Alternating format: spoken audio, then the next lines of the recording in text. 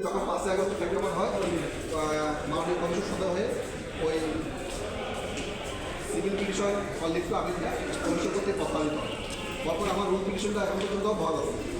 আমি এই রুল পিটিশনটা হিয়ারিংয়ের জন্য প্রতি সপ্তাহে আমি হাইকোর্টে আসি, হাইকোর্টে বিভিন্ন জায়গায় করছি, কিন্তু আমার বাধ্য ছাড়া যে আল্লাহ হয়তো আমাকে বেটা বলে মিলে চাকরি করে হচ্ছে না।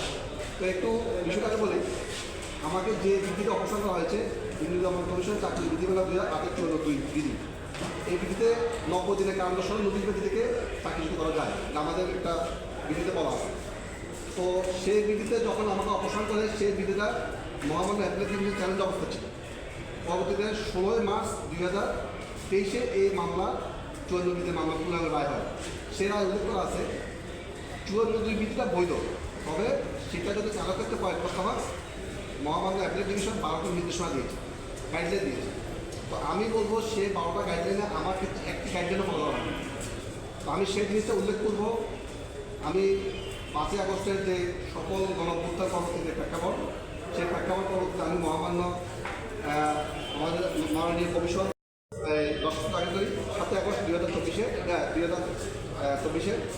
আর তৎসময় আমি কোনো একটা আশ্বাস দিয়েছিলাম, মাননীয় সচিব মহোদয় টাকা আশ্বস্ত হয়েছিলাম যে আমাকে হয়তো এটা আমার রিভিউটা করা হবে।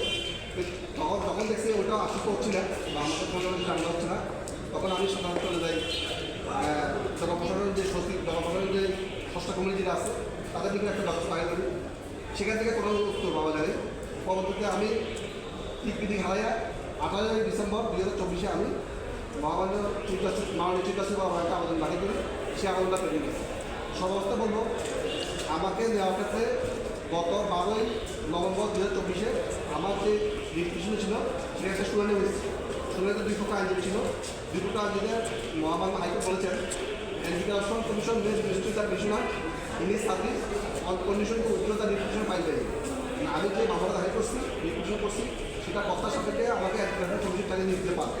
তো আমি কমিশনের নিকট দিয়েছি যে আমি হাইকোর্টের যে অবজারভেশন, তা হাইকোর্ট অবজারভেশনটা কমিশনের যিনি হিসাব প্রসেসর উনি লিখিত আকারে হাইকোর্টে দুদকে জানিয়েছেন। সেখান থেকে নোট হয়ে লিগাল সেকশনের মানসিক পোশাক আছে, যে অধ্যবধি আমি লিখ পাচ্ছি না। তো আমি বলবো 7 আগস্টের যে আমাদের মানবিক আবেদন কমিশন বরাবর মহামান্য অ্যাপ্লিক ডিভিশন যে 12 টাকার নির্দেশনা এবং আমি যে এই হাইকোর্টে যে একটা রুল পেয়েছি, এই 3টা লোককে আমাকে মানবিকভাবে বিবেচনা করা যায় কিনা, কারণ আমি তো আওয়ামী সরকার শিকার এবং আওয়ামী সরকারের বিরুদ্ধে সর্বপ্রথম ডকুমেন্টারি কাজ করছি। আমি সৎ সাহস নিয়ে বলতে পারি। তো আমার প্রত্যেকটা মামলাতে অনেক 20 জনের অধিক অ্যারেস্ট হয়েছে আমরা জানি, এবং আমার সকল আসামি প্রথম তাদের বিভিন্ন মাধ্যমে ধরা যাচ্ছে, যেমন রোহিঙ্গা বাস্তব মামলা ওরা সেম কাজ করতে গিয়ে অন্য কোনো সরকার দিয়ে ধরা যাচ্ছে। ল্যান্ড শাখা একদিনের শাখা যে আসামিগুলো আমি বলেছি তারা আমার একই করতে অন্য সরকার দিয়ে ধরা পড়ছে। আমি বলবো আমি তো সৎ সাহস নিয়ে কাজ করছি, আমার বিরুদ্ধে কোনো ফাইন্যান্সিয়াল ক্রাইম অভিযোগ নাই, ড্রাগ এডিকশন অভিযোগ নাই, কোনো অ্যাবিউসিভ অভিযোগ নেই। তো আমি আপনাদের দিকে আবেদন রাখছি। আজকে 5 হয়ে গেল, সবাই জেলাগুলোর কাছে জয় করছে, আমি এখনও জয় করতে পারিনি। তারা যাদের করছি হয় ঢাকা, চট্টগ্রাম, সচিবালয়, হাইকোর্টগুলো বিভিন্ন যাচ্ছি। আমার 2টো বাচ্চা আছে, আমার একটা বেসরকারি চাকরি করতে হয় আমার এখানে।